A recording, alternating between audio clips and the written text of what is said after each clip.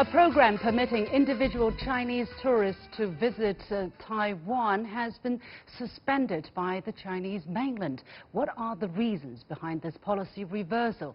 And I recently sat down with Dr. Annie Wu at the first Women Power Forum in Hong Kong to talk female empowerment and the city's future. Welcome to The Point, an opinion show coming to you live from Beijing. I'm Li Xin.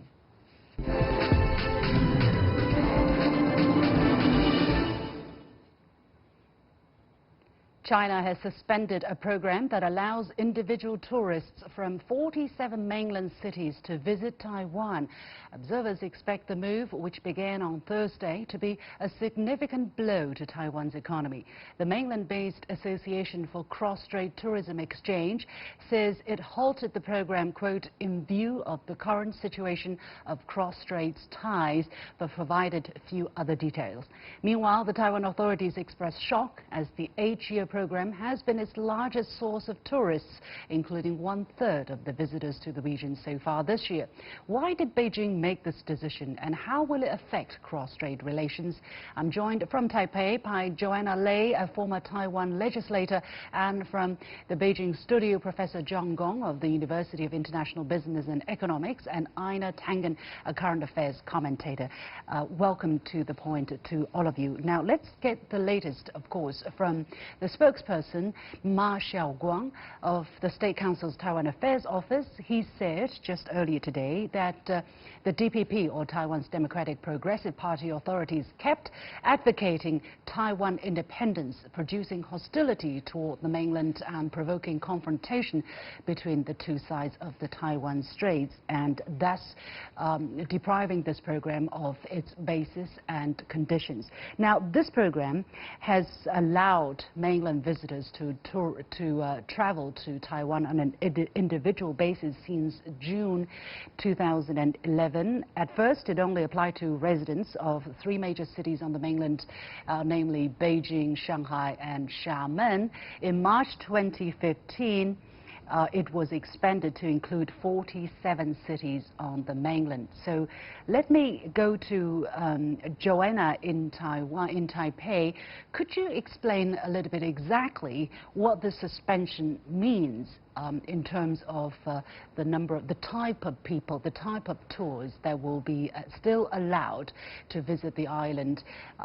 Does it mean that mainlanders now have to travel in groups or organize tours? And what do you perceive are the reasonings behind the suspension? Well, certainly it makes a very big difference in terms of the types of tourists or visitors who could come to Taiwan. If you recall, when the cross-strait exchange first started, it was very strictly on a tour group basis, and they are required to come in as a group and also depart as a group. There's no individual agenda or itinerary. Gradually, on 2011, you see the easing of not only individual travelers, tourists, but due to that easing, a lot of business travelers could also come to Taiwan quite easily. So the direct and immediate response today in Taiwan by the tourist industry is that they estimated the 700,000 individual travels will be vastly affected by the current restriction. And if you take a very conservative estimate, the impact to Taiwan's economy is at 21 billion NT dollars. And if you take an even more conservative, saying that out of the 700,000, some will still make it to Taiwan in groups or other ways, then their minimum effect will be 200,000 visitors and about a 6 billion NT dollars impact to the overall tourist industry.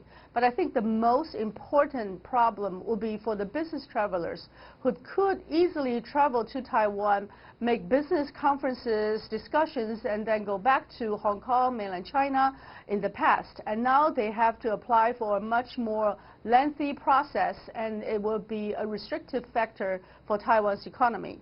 And lots of people said, the statement is really clear, succinct, and short. It says, due to the current state of the cross-strait relations.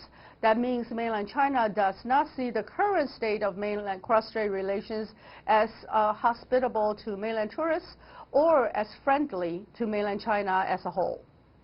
What has been the reaction among the local people in Taiwan? We know the Taiwan authorities have expressed shock, of course not welcoming this move, but what have been the people on the streets, especially people in the tourism sector, in the hospitality businesses and restaurants, what are they saying about this move? Well, certainly there is a vast ripple effect. Lots of people express concerns, even worry and fear, because their tourist industry or the sector has been affected since Tsai Ing-wen took office. It only recently improved after Han Kuo-yu won his landslide in November 24th last year, and they're seeing a little bit of a spring coming back. And now with a very stern policy statement saying that no individual traveler, all of these sectors will be heavily affected. Let me come to our two guests here in the studio and to find out a little bit exactly what's on the mind of the authorities here in Beijing to announce such a policy as that has been described very stern. What has been the intention of the government here in Beijing to announce this policy and at this particular time, John? I think in the short run the purposes are twofold. One is to serve as a reminder to the people in Taiwan that China's contribution to the Taiwanese economy is immense. In this case, in terms of the tourism industry, Taiwan right now is geared towards election, and I think this serves as a very good reminder that the economy in Taiwan very much depends on what's happening here in China. And the second thing I think is in response to, this is actually reported in New York Times, this is in response to what's happening in Hong Kong. Also reflected in the previous SAR leader Mr. Dong's speech yesterday, that there are elements, political elements, and also funding and also other means from Taiwan that is actually meddling in Hong Kong's affairs. I think this is a very, very serious acquisition. It concerns the issue of national security. So I think it also serves as a punishment to the administration currently in Taiwan that, this is something that we cannot tolerate. You're talking about because some people, some of the more radical protesters have sought to get shelter to go to Taiwan. Well, it's more than that. I mean, look at Mr. Dong's speech. He clearly says that there's funds, there's also money coming from Taiwan. There's groups in Hong Kong that are related to Taiwan, and these demonstrations need funding. In my opinion, requires millions and millions of dollars of funding for these activities, in terms of buying gadgets and equipment, mobilizing people. Where these funds are coming from. And I think this is a very serious matter. We have to get into the bottom of this. All right, Einar, your take, how do you perceive are some of the more important reasons behind Beijing's decision? Well, I think this is a first salvo that Beijing has saying this is really the first time that China, that the mainland has come out with a very serious, people don't understand that Taiwan is a bright red line. It's in the Constitution that Taiwan is part of China.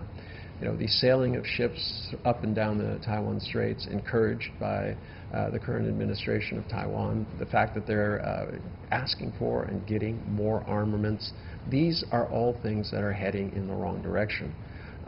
Taiwan is not in a position economically to separate from the mainland. 10% of the entire workforce works in China. There's a tremendous amount of investment. Last year, the trade was over $150 billion between the two.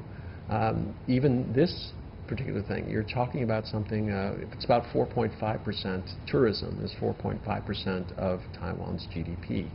When you start taking this out, this is somewhere around 3.5 percentage, 0.35% of their GDP, at a time when Taiwan is struggling with 20% unemployment among its youth.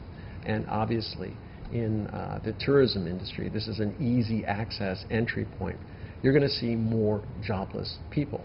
So it befuddles me why the Tangen is willing to put the economy of Taiwan behind her own ambitions to hold power.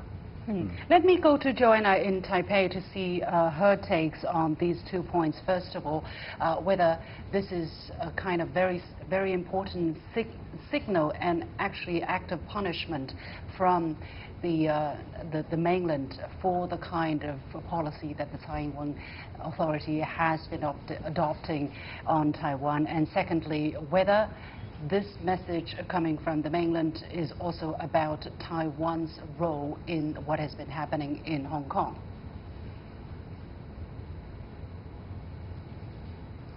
Well, certainly the warning signal is heard loud and clear, not only by the tourists and tourist-related industry workers, but also sent through shockwaves through the entire island.